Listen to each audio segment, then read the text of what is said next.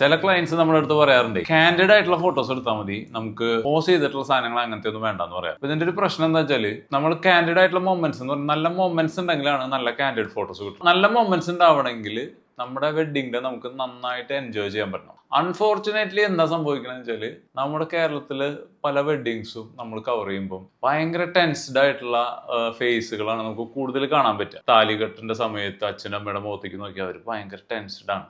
അല്ലെങ്കിൽ പള്ളിയിൽ നിൽക്കുന്ന സമയത്ത് ഭക്തി നിർഭരമായിട്ട് നിൽക്കുന്നിടത്ത് ടെൻഷൻ അടിച്ച് അടുത്ത പരിപാടി എന്താണെന്നൊക്കെ ആലോചിച്ച് മൈൻഡ് ഫുള്ള് ഇങ്ങനെ ടെൻസ്ഡ് ആയിട്ടാണ് നിൽക്കുക. അപ്പൊ സംഭവിക്കുന്നത് നല്ല മൊമെന്റ്സ് മിസ്സാവും. എൻജോയ് ചെയ്യണതിന് പകരം ടെൻഷൻ അടിക്കുക ചെയ്യണം. അപ്പോൾ നമ്മൾ ഫോട്ടോഗ്രാഫർമാർക്ക് കൂടുതലായിട്ട് അവരെ പോസിപ്പിക്കേണ്ടത് അല്ലെങ്കിൽ മൊമെന്റ്സ് ക്രിയേറ്റ് ചെയ്യാനായിട്ടുള്ള ശ്രമം നടത്തേണ്ടതായിട്ട് വരും.